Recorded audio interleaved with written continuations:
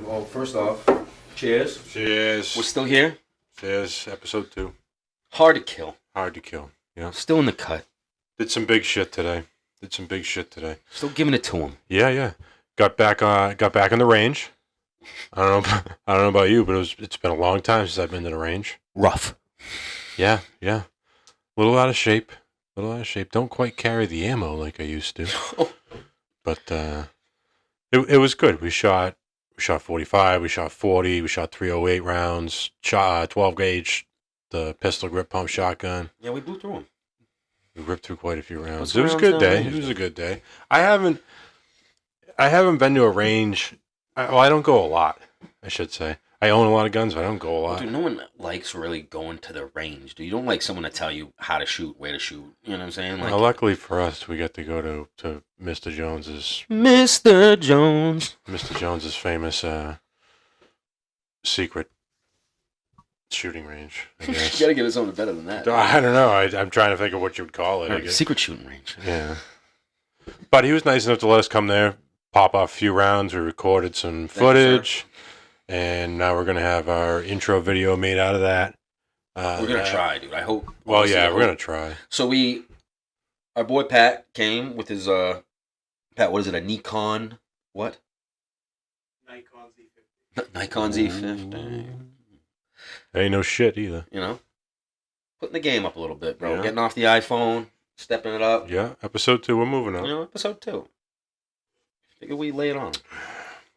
So yeah, that footage is going to come through. We're going to mix that with some footage of us overseas. And picture collage, maybe. Yeah. Collage, that's nice. Big words, dude. Yeah, stepping up, huh? You know? So we're going to do that. We're going to have that put together with some music, and that'll be our intro. That's coming soon. That'll be, a couple of weeks. Yo, how did I get fired on a Thursday? Dude, hold on. I hate to derail the show, 2 minutes in, but we gotta talk about this real quick, dude. Right before on my day off. Right before we press record to record this podcast, dude got fired. Shout out to the Grand. Shout out to the Grand, man. The dude calls him on the phone, goes, Mountain. Yeah. We looked at the footage, and you got on that guy. So dude, listen, normally I'd admit to some shit, dude. Because normally that's the case. You know what I'm saying? But I didn't even get any a good lick in, dude. Let me explain it how I saw it first. First of all, tell people what the job is. So, and it's not a full-time job. It's this Thursdays, is something he does on the side. Yeah, Thursday, Friday, Saturday, side hustle. Get that bread moving. But our good friend Melton is pretty high up in the nightlife industry, if you will.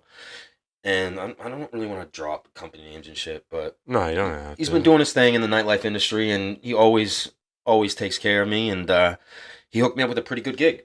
I was not like your normal, usually guys like us, we get stuck on a door or, just doing some kind of shitty security gig, but this is the first time I got to interact with higher clientele. Yeah. Actually the act would come sit at my table, and I would have to watch over them, get them VIP kind of people. Yeah. So, as you can imagine, it's probably one of the busier areas in the club. Yeah, I would think so. And really what they need to do is, if they want me to just lock down that area, which that's what they told me to do, they want me to make sure they're comfortable, safe, secure, and the area's locked down.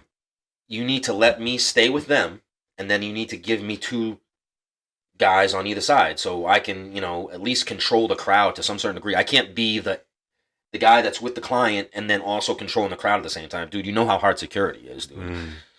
But yeah, so we took that, or I should say Nick took that phone call right before we started, and the guy goes, yeah, so gotta let you go. And he's like, all right, thanks. Hangs up and goes hit record. Now we're here. Good talk. Yeah. So that's good. I mean, we shot the intro video today. I'm keeping the positive energy. That's what matters. No, well, that's essential to operation. Come on. We shot the video today. We had that happen. Our mics are now in full operation. Dude, let me at least explain it, dude. We can't blow past it. Like all right, that, dude. fine. You're being rude, bro. I'm sorry. Come on. So Melton hooked it up with a job. I'm running VIP, dude. I'm doing my thing. Hooking in a jab. Bouncing in the club. You know? Anyways, so keep in mind, it's at the end of the night. The night's already gone by. It was a crazy night, dude. Busy as hell. The owner of the club was in my section, so it was extremely busy. That means everyone that works in the club or has worked with this guy tries to come and fucking talk to him and like make themselves known and, you know. Anyway, so it's a hectic night, and by the end of the night, I go to the bathroom. I think it's 1:45. Everyone's heading out of the club. I come out of the bathroom, and the promoter that sold that table, so a promoter will sell the tables that I stay at, and he's technically the one that brings them the bill, works with them if they need anything specific, bottles, stuff like that. Yeah, okay. So anyways, he looks at me, gives me the look like, I need help. And he's like, get these guys out of here. I have no idea what the fuck's going on. And it's a middle-aged couple, and a dude and a guy. I mean, a dude and a chick. Okay. Clearly, the chick runs the show. Well, yeah, okay. Yeah. And they're yelling, like, I don't even know exactly what they're yelling, but they're yelling at each other? More so at the act. They're like, let us get a picture or something like that, something corny. And so I don't know what's going on, so I go up to them and I'm like, hey guys, you gotta leave. I don't know what's going on. You know, no disrespect. Just come over here, tell me what's happening, and we'll figure this out. I get the long middle finger and shove it up my ass. So I've gotten good at taking those off the chin. You got to. So I took 3 of those off the chin, dude. I say nicely 3 times, come with me, please. I don't want to make this a thing. I get told to give a fuck off again. Take the jacket off. I go up to him. I put him in a basic hold. I grab his arm. Grab the dude's arm. And I escort him slowly out of the club. Calm, controlled, coordinated. He then tries to pull away from me. I'm not going to fight you, bro. If you're gonna pull away from me, I'm just going to let you do your thing. So I let him go. He then did the tumble. Oh, my back and my neck. Ah. My neck and my back and my neck. But I will settle right now for... So the dude does his tumble, and the chick starts punching me, dude. Oh. Yeah, one of those, dude. And it's like, yo, control your girl, dude. Anyways, so I do the immediate, because I don't want it to look like I'm putting my hands on her in any way. You know what I'm saying? Yeah. And right after that happens, another bouncer comes and controls it, calms it down, and gets him out of the club. That's it. So because they saw this guy fall, I apparently pushed him.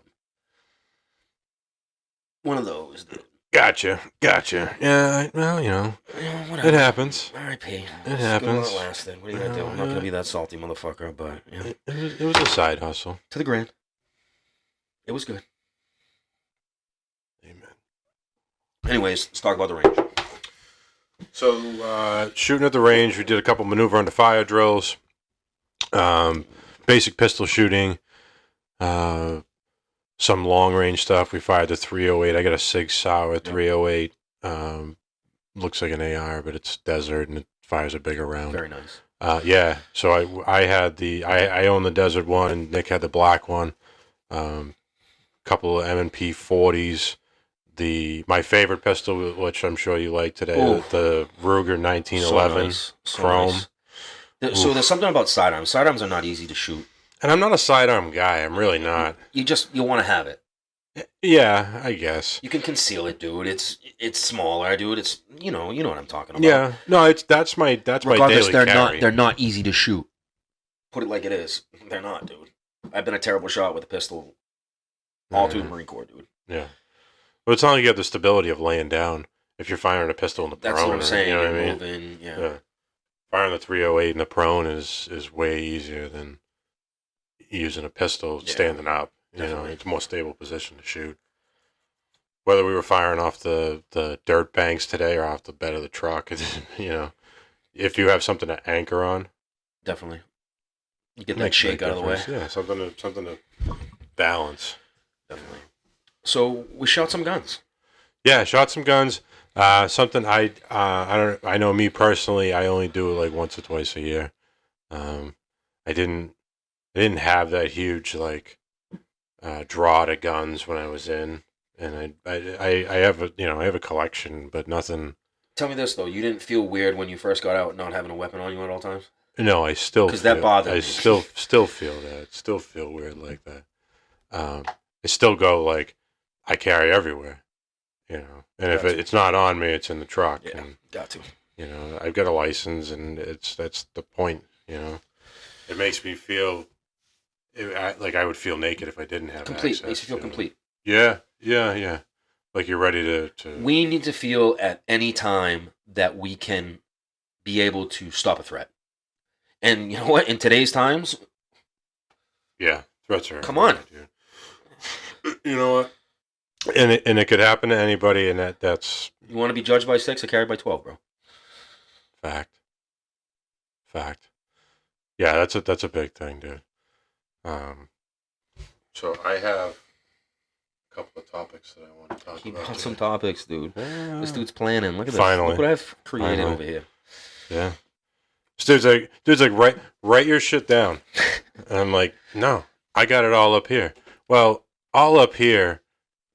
Mike all thought up he here has could been around freestyle. a few. He thought he was going to freestyle. I did freestyle the first one. No, to give you some credit, honestly, I think that's when the best content comes. Yeah. When you're just having a conversation. If you can capture a conversation between two friends that know each other and can work well with each other, I think that's exactly what you guys want to see. Something authentic, and it's. I feel like some of the best content comes out of that. Yeah. So for Go ahead. I have a small story I want to tell about not reaction under fire. Okay. And me, I was a combat engineer. I was a sweeper. I walk in front of the patrol with a metal detector or a Minesweeper. CMD. Yeah, CMD, yeah.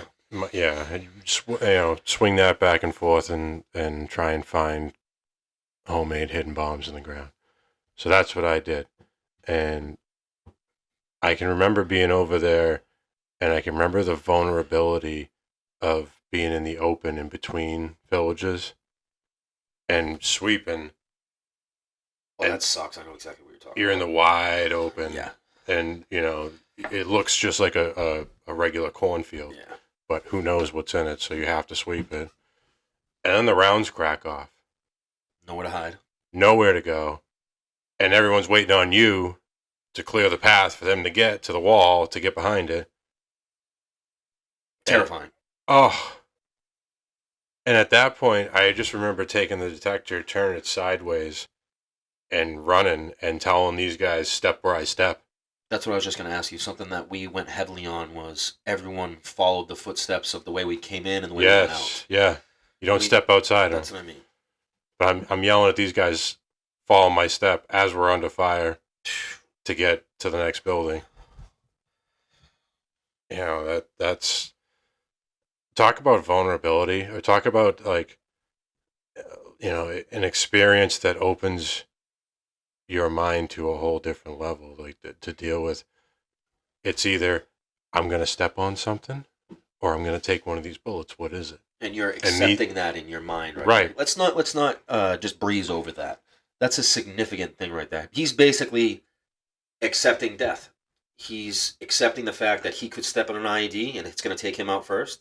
And as long as he leads the guys, he's they good with step it. over, yeah, and keep moving. when I turn that CMD and just start running, there's no fear because you don't plan to make it out of that situation. It's a sense You know of what I mean? calmness, kind of. Yeah, it really is. It's strange to describe. You're accepting your fate. Yeah, yeah. Well, when the bullets are flying, there's no choice. There's no time to react. There's no time to process that. So you turn and you go, and it was, strangely enough, it was calming to get to that wall because I almost didn't think I would make it to the wall.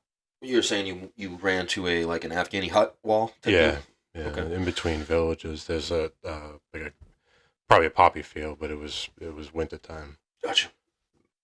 So it's wide open. And they wait till you get in the open. You know, you're moving slow. When you're swinging a detector, you're moving slow. You're sitting duck. So you're trying to say what? You're trying to say that is a vulnerability that you can't match? Yeah. Okay. In day-to-day life now. I'm saying in my day-to-day operations, like I've never been in a scarier predicament than that. So little things.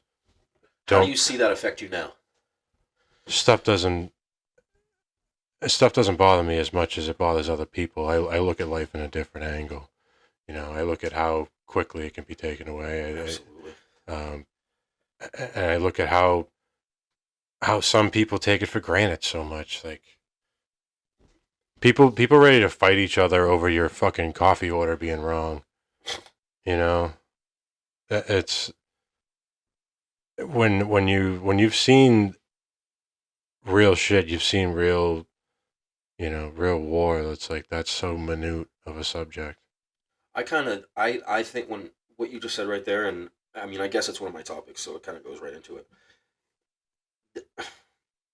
I kind of want to talk about the gun issue in America right now. I think that's a huge deal.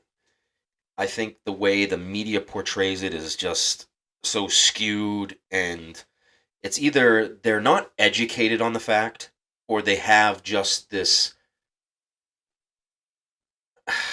person on the strings that either has a certain agenda that they want to accomplish that's tied into the gun control thing, or I don't know, because every time I turn on the news, it's like, what the fuck are they talking about? First of all, let's tell people that you don't have the news. What do you mean? Like you don't have cable. Oh yeah. I don't. I can't watch it, dude. No, I can't. No. Don't get me wrong. I like to be abreast of things that's going on, and usually I get that from. You get that through anything on the internet. Yeah. You don't need a cable TV. That's Instagram. I mean, Yeah. A lot of people that's something. I mean, a lot of people get their news strictly from Instagram. I mean, that's wild. Dude. It is true. That's no, what happens nowadays. I don't doubt that it's true, but it is wild to think. Yeah. Right. You know, and you know, the next generation, that's probably how they're going to absorb their news. Of course, that is crazy. Anyways, let's the example that comes to mind first is these school shootings. I'd love to hear how you feel about that because I, for one, am shocked that it's still happening. Do you know how simple of a concept that is to me? Like, yeah, I don't. I don't want to. I'm not saying it's simple as in like in a negative mindset. Like it's not important that the school shootings are happening. I think it can be solved so easily. So do I. Maybe not so easily, but I do think it can be solved. I look at the fact that you have hundreds of thousands or maybe not hundreds of thousands, but yeah, maybe it is. I don't know. Of fucking vets out there. Thank you. Read my mind. Vets out there that come back and all they did was serve and protect. Over here talking about they can't find a job and they can't do anything. Struggling to adapt. Yo, do you know the kind of pride that would give me to secure our kids? To secure a school? I'd have that shit on lock down. You would never come near that. Like, that's my dream job. And you know what? Kids wouldn't fuck around. No. I'm telling you. Why are vets not in charge of that? Give them a job.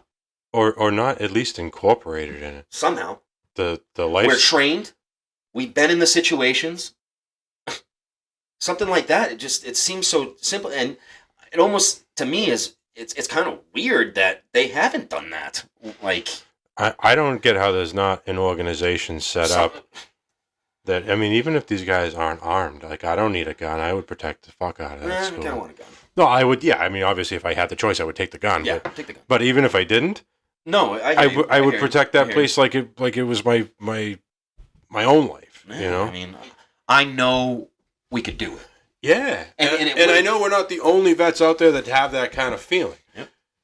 There has to be other vets out here that sees that shit on the news and is like, pay me $50,000 a year, give me a 9mm, and I'll stand at the door, Done. and there will be none of this. I don't know, man. Maybe that's a movement we need to start. Please. You know, if you feel the same way, let me know. Yeah, you know. yeah. Drop that in the comments. I mean, Yeah, for real.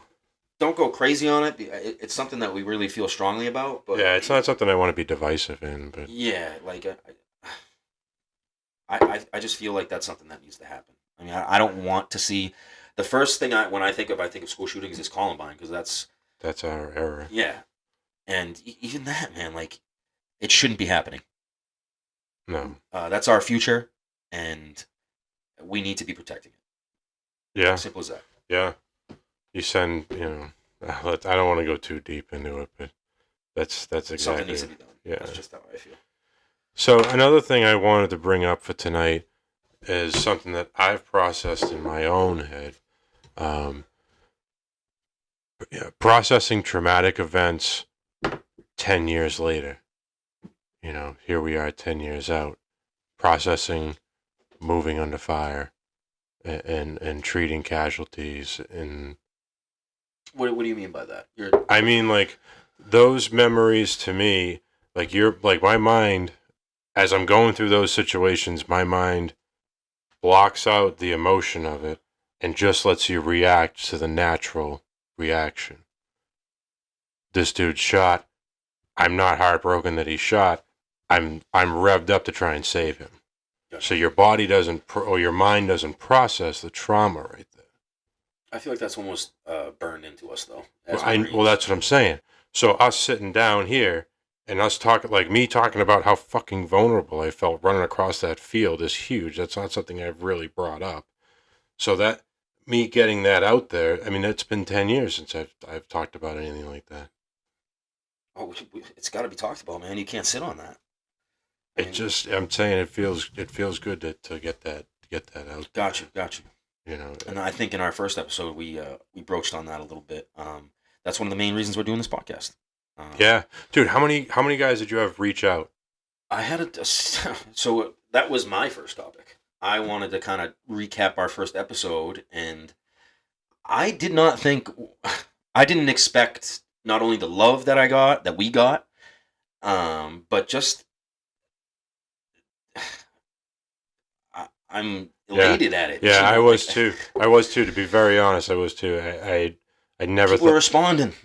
Well, yeah. And you know what? The other thing is that there's, like we said, we're not the only ones. Well, I think we also said is how vulnerable we were just talking about this. We were so scared we were going to talk about this, and no one was going to be like, "Okay, dude. Guys, get back to the VA hospital, eh?" Yeah, me and you, we have this conversation once a week. Oh yeah. Whether it's recorded or not, and over the past 10 years, it's been going on. We sit down and talk once a week. I've been telling Mike that I would listen to our conversation. I listen to tons of podcasts, and I said in the first episode, I want to see some vets doing this shit. I want to see us talking about some of the things that we're going through. I want to put it out there. I want to stop sitting on it because guys are dying. Period. Guys are killing themselves, and these are good men. These are guys that protected our country. These are my brothers. Yeah. And Amen. We need to figure a way around it. And as Mike said, I mean, we were super, super nervous talking about this. Yeah, it was not, it was not something that a lot of people know about me in my service, and not. Keep in mind, people from our work are going to be seeing this. Like people that we're around every day. We don't want them to know that we're, bugging out about these things, that we're suffering. Like, it's not. Yeah, it's not something I want to broadcast to people that I'm having, graphic Significant memories problems from it. Yeah, absolutely. and I'm having issues from my time there. This is me dealing with it. This is how I'm going to do it. Oh, you came to pod today. Talk that shit. Yeah, well, this is it, man, dude. This is what I wanted to do because like I said, dude, we've been having these conversations once a week for 10 fucking years. Like, I don't miss a week where I don't call and talk about something, whether it's 10 minutes or it's 3 hours. There's something behind being able to talk to a guy that has been through the shit that I've done, has seen the things I've seen. It's a safe feeling, almost. It's like, this dude understands me, because no one understands us. And if you're a real one out there, and you are in the military, you've been in the military, and you've seen the things that we've seen, and done the things that we've done, you know what I'm talking about. So I don't care about you comments down there, telling me he doesn't know what he's talking about, he has no story. Like, the real ones know. You know. Yeah. I also don't read many comments, so like I said, this is a conversation I was going to have anyways tonight. We just decided to record it. So, like it or not. I'm getting used to it. Well, yeah. Dude, literally, the only difference is this thing sits here. It's easier that no one's out here. Oh, and we move the pool table. Move the pool table? Usually we shoot pool when we do this, but the pool table's moved. Would you feel different if we had like a crowd? Right now, probably. Yeah, I would too. Right now, yeah. I mean, it's like I text you this once a week. Crawl, walk, run. Crawl, walk, run. Started from the bottom. First episode was filmed on an iPhone. On an iPhone. Now we got Patrick in the cut. Yeah. With the Nikon. King Pat with the sweet cam. You know what I'm saying? You know? You got the mics to work? Stop playing with us. It looks good. But I'm excited, man. I see that this is gonna grow. I see that, more importantly, we got something. Well, I see that I got a lot of messages from different guys that I was in, guys that I haven't talked to in a long time. Me too. And that were hyped. Press the gas. Yeah, for real. That all of them itching to get on. Hey, when can I? Yeah. Oh, and it's gonna happen too. Emails, dude. Of I want to tell my story, and it's coming. Like, that's. I'm so excited for that. There's endless content in the U.S. vets from OIF and OEF. Endless. And I don't plan to stop till everyone gets to tell their story. We're bringing it to them. And I think you earned your right. If you want to talk, let's talk. And this is raw, dude. Like, I had somebody tell me that, oh, you should take those episodes and break them in half and drop it twice a week so you can get more views on it. Yeah. And you know what I told them? Dude, I'm not worried about the views or the No. I said, this conversation happens anyways. The only difference is I have a fucking microphone in front of me. We're worried about the product. Yeah, dude. I could care less about the See, they'll come. And that's fine, man. If it ain't for you, it ain't for you. But I had way more love than anything bad. Me too. I'm not even gonna talk about like the haters and everything, because that's exactly what they are. They don't give them no shine. We had a lot more love than expected. Yeah, it was good, man. It was thank good. you. And we got a lot of dudes that are looking to tell their stories. Yep. And that shit's coming. And you know what kind of surprised me too? Not only was it military guys, but I had a lot of like normal people. Like, some of the stuff you said up there, like I think about every day. Like, I mean, I go through every day, like mental illness and PTSD and the things that we're talking about. It's not just military, man. Nah, it goes for everybody. Which kind of surprised me. And like I kind of want to dive more into that. Yeah. Well, I mean, I'm sure we'll get there. Like I said, dude, crawl, walk, run. It's only episode 2. I think we're on to something here. But this will be good, dude. So, quick tea. So, normal people watching our shit. Yeah, we had a guy check in from Brazil. Like, I got Sweden. Really? Yeah. Talking good English too. Oh shit! My wife played soccer in Sweden. Damn. Yeah. Pro team. Real deal. Look, talk that. Real deal. Shout out Carice and the pro team, yeah. huh? Oh, you got to, dude. You got Soccer pro, dude. My wife's an OG, man. We've been together 10 years. Reese. Yeah, holding it down. Where's she right now? Working? Getting her hair done. Getting the hair done. Okay. Yeah, throwing some highlights in there. Okay, Reese. So, I wanted to recap the first episode. I thought it was awesome, to say the least. I mean, just us being successful in any way. Yeah. So I'm not huge on the social media and the YouTube and stuff. And I really didn't think that anyone would be listening. I thought it was just, but people are.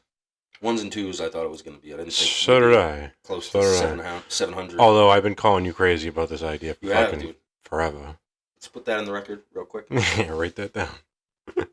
Not crazy. Not crazy. Anyways. Yeah. Let's see. Yeah, the what do you got on there? I'm bringing up one of my topics.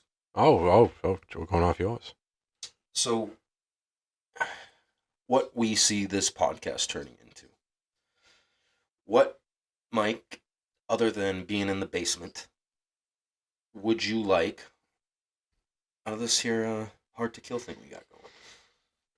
I would like to put every veteran that wants to tell their story in the seat right here with a third mic. And I would like to film an episode with anyone who wants to talk of their story. There it is. Right there. And I want them to get their stuff out there, man. I really do. I want, it's relieving to me to talk about my stuff. So it helps us. I'm saying other vets could benefit from this extremely. And, I've had a handful already reach out that they were willing to talk. They wanted to sit down. And hopefully that's where this goes. If it blows up, it blows up. If it don't, I don't care. Well, no, and I'm not trying to say like it's over, but had a good time. Yeah, we're gonna have plenty of good times. Like I said, people listen, great. People don't, I don't care. It's good for these guys to get their shit off their chest, dude. You know how good I felt the next day when I woke up? Definitely. Like a breath of fresh air, to get, and that was just a millimeter of stuff that I got off my chest. But if that's what I get off every week, eventually it's something. Right, dude. It's a step in the right direction. If you're not taking a step in the right direction, you're not advancing in life. Stagnant. I hear you. No one wants to be stagnant. You always got to grow, move forward. And if this is holding you back, then get it out there. It's more than any kind of treatment has done for me, honestly. Well, it's real. Very much so. It's very real. It's very. I use the term raw. Like this, I'm not. I don't plan to hold anything back, and I don't plan to get gory with any story in the future. But it's there. If I need to say something to get it out, I'll say it, and I'm not scared to. I'm looking forward to it. I'm looking forward to the future of this. I'm looking forward to sitting down with other guys. I'm looking forward to seeing guys I haven't seen in 10 fucking years. Because, dude, for some reason, reunions never fucking happen. Like, we talk about it. My guys, we talk about it, but we live on opposite parts of the fucking United States. The only time I see my real lives. I have a couple, like Jake Naylor. I see Caleb Jones down in Florida. He's been up here a couple times. Johnny Lang's been out here. I see those dudes. Dude, I got Sean in Philly. I got Xavier in Cali. It's either Cali or, you know what I'm saying? I forgot Xavier lives in Cali. Yeah, man. Motherfucker stuck his straw in my drink. Oh, I forgot about that. Dude, got me like 3 times in a row. Can we talk about the game real quick? Fine. We got to put that out there a little bit. Fine. I don't even, it's because I'm not good at the game. I don't like to play. I don't like to talk about the game. Travis knows about the game. Xavier does. Sean. The Wintonizer. What a fucking joke. Fucking guy. Soft. Just like the rest of Philly. Come on, dude. You think I'm going to put on a a Philly jersey and take a picture with it, Sean. Dude. Well, dude, you lost the bet. Didn't you lose the I bet? didn't lose the fuck, dude. Relax. Sorry. Sorry.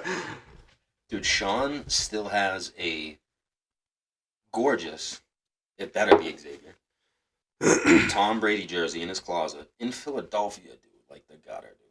You know what I'm saying? Like, it's probably all stained and shit. But regardless, You got cheesesteak all over it and shit.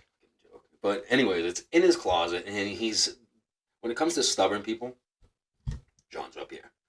Just send the jersey, Sean. I won the bet. We'll leave that there. Anyways, the game. Yeah, the game. So, me and Nick were in two different units. I was a combat engineer. He was an MP. So we're at different MOSs. After the service, I've had Justin Witt out here. I've had a bunch of my Marine buddies out here, and Nick has too. And anytime his guys are here, he gives me a call. My guys are here, I give him a call. We all get together. That's like necessary. The first thing we do is always check in with you. Yeah, well, I'll show you a good time. Gotta do it. I'll show you a good time, So his buddies show up and they meet me down the bar, and I see them all over there, and they got these drink straws, and you would have thought it was fucking origami. The way that these dudes were like twisting up their straw and making it into a different shape. So you gotta twist your straw up into the first syllable of your name. First letter or syllable? Ooh. Letter. Bro, high school education. Yeah, my bad. Come on. Anyways. Yeah, so you'd have to, so for like me, my last name begins with an A, I'd have to make it into an A. Nick's is an A. Wins is a W. So. Negative, you fucked that up, dude. It's the first, mine's an N. Actually, no, because my game name is Retardy. So yours an R. No, it's an A. But I put the little flavor on the name. We all gotta have some kind of name, dude. Yeah. Anyways, you fold your straw into a shape, and if you can stick your straw in the other guy's drink, he has to hammer it on the spot. And it gets dangerous. Well, I didn't know this game.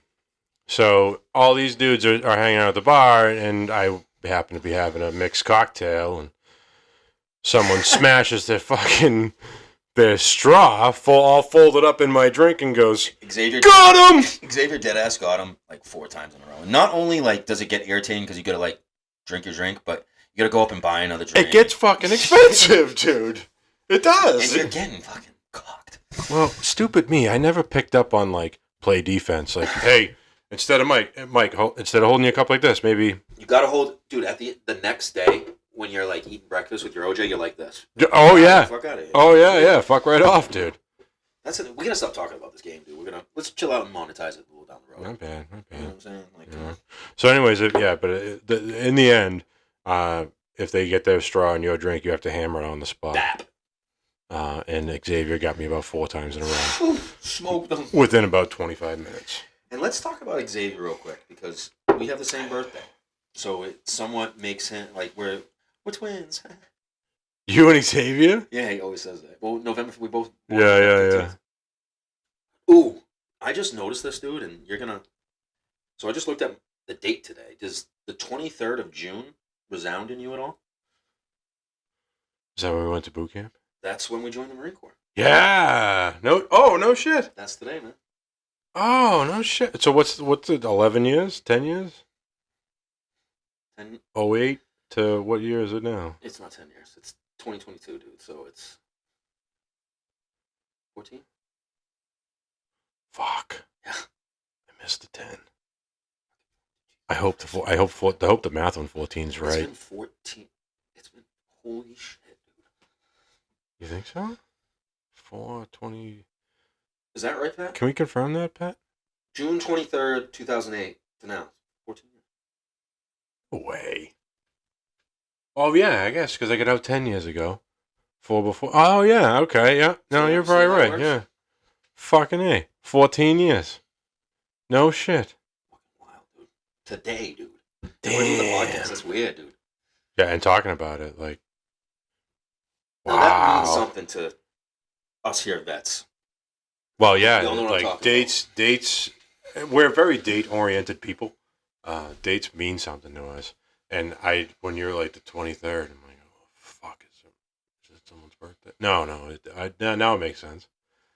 Yeah, I didn't. Holy fuck, 14 years, dude. Right. I remember like it was fucking yesterday. That is the thing that I remember the most vividly. Just What? Marine Corps, period. Of the whole surrounding thing. it. Oh yeah. Us going. No, just out of all my memories, Hmm. the Marine Corps is what I remember the most vividly. Oh yeah. You know, Yeah. Well, it was the most impactful in our lives. You know, I my owning or my construction business was a big portion of mine, but the military aspect of it plays a way more role in my day-to-day operation, my day-to-day life. You know, the way I'm up in the morning, I have to eat breakfast before I leave the house. So just a lot of people like, dude, I don't eat breakfast. I'm like, fuck that. I wake up early to make myself breakfast, dude. I eat 3 to 4 eggs and an English muffin or breakfast guy. yeah, oh, I'm huge on breakfast. Cup of coffee, sit at my table. I know you're not a big news guy because you don't have cable and shit, but I watch a little bit of the news. I like to check the weather. You know, I'm in the outdoor industry. See, I'm a sleep to the last minute kind of guy. I know. I am not. I am like, I'm a morning person. Huge morning person. Love it. Love it. What else you got on there?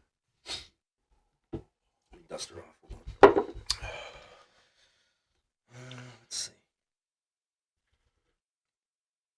I mean, I kind of want to. So we kind of pushed on guns. What's going on with school shootings, and one more topic, like current event wise, I want to talk about that's gonna hit it home for a lot of you guys out there is how do you feel about the pullout of Afghanistan? Awful. It's an awful operation.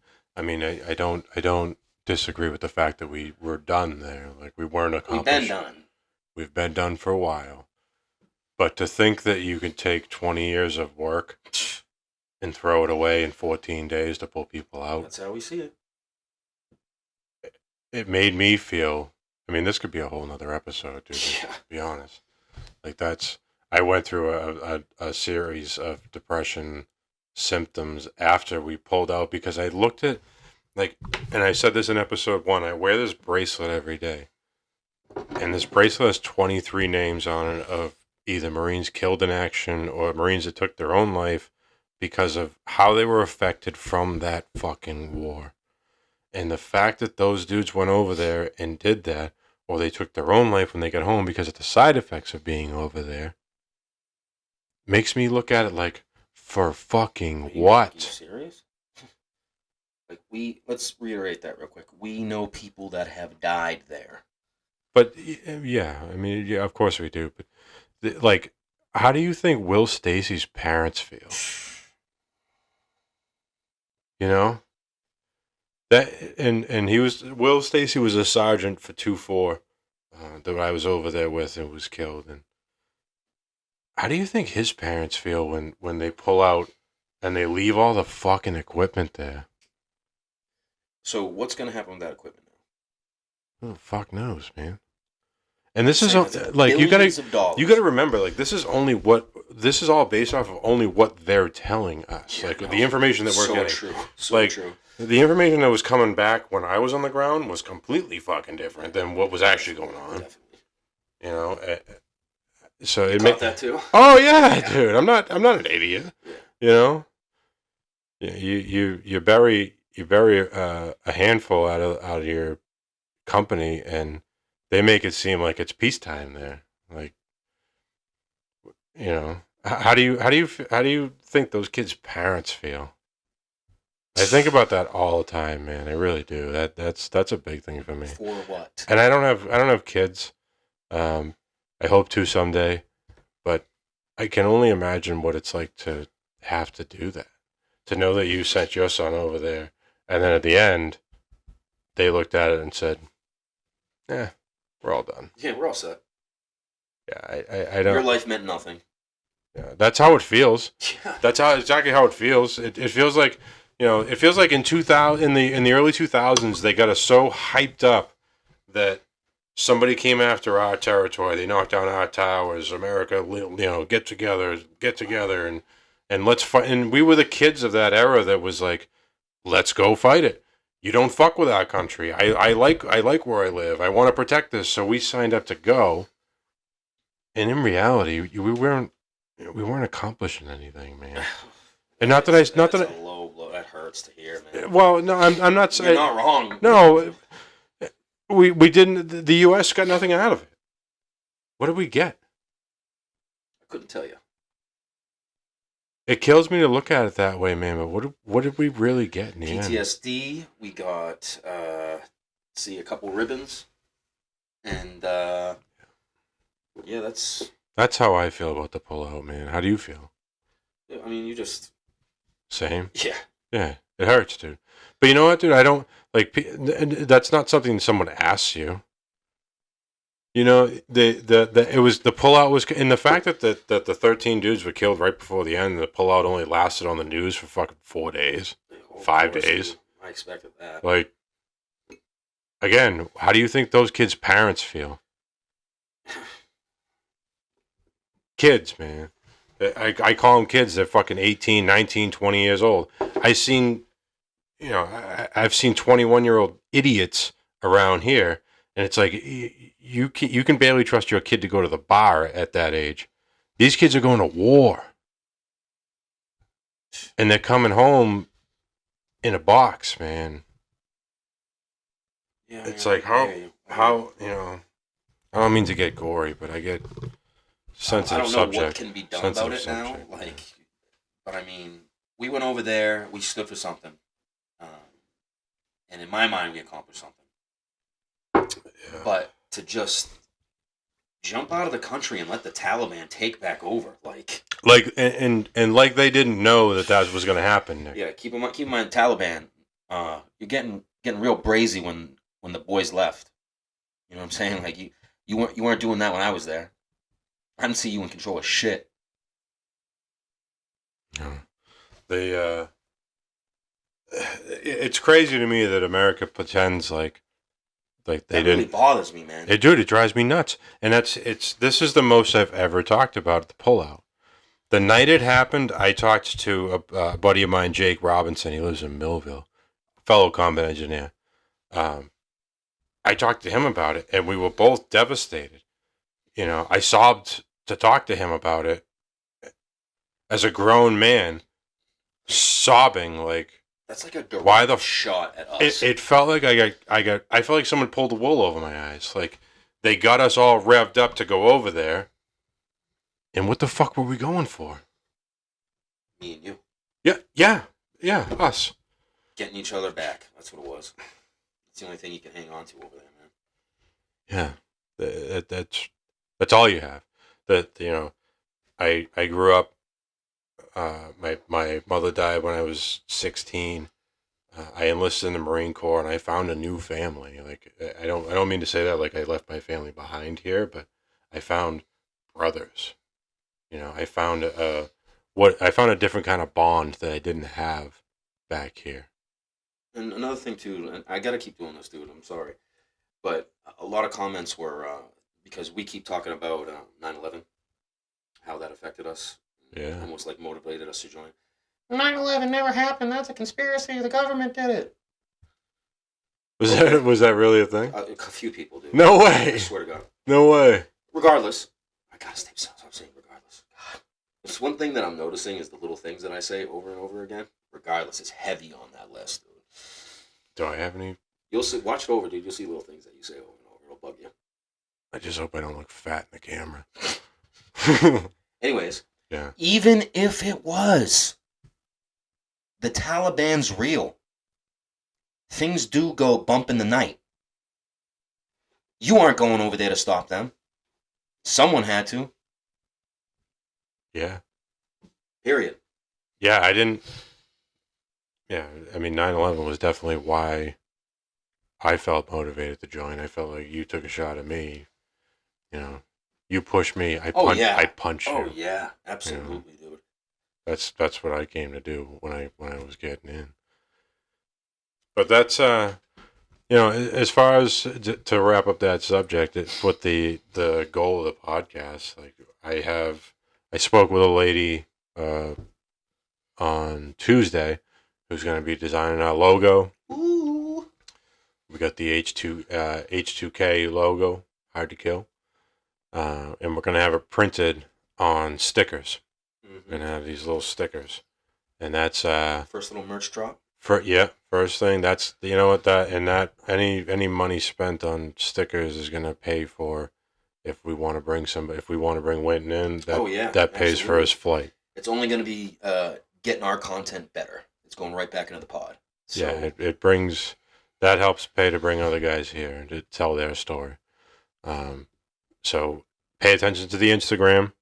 If you haven't followed the Instagram already, what is it? Don't be thinking you're gonna get some like first class bullshit either. Like, yeah, dude, you gotta tell him. He so would too.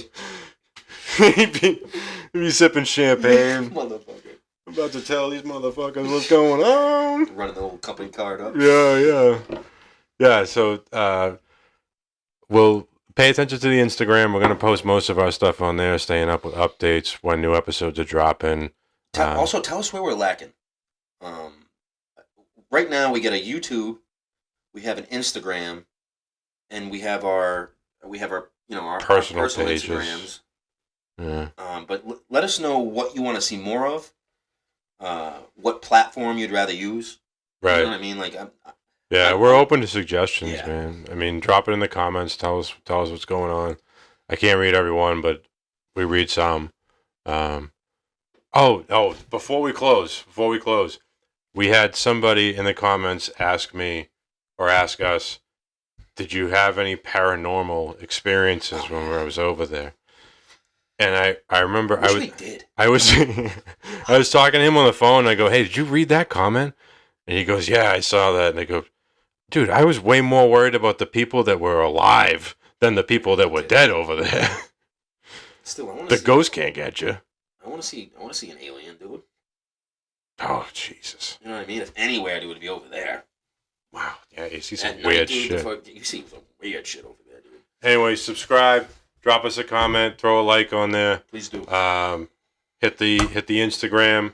The email for us is hardtokillpod P0D, not POD, P0D at gmail.com.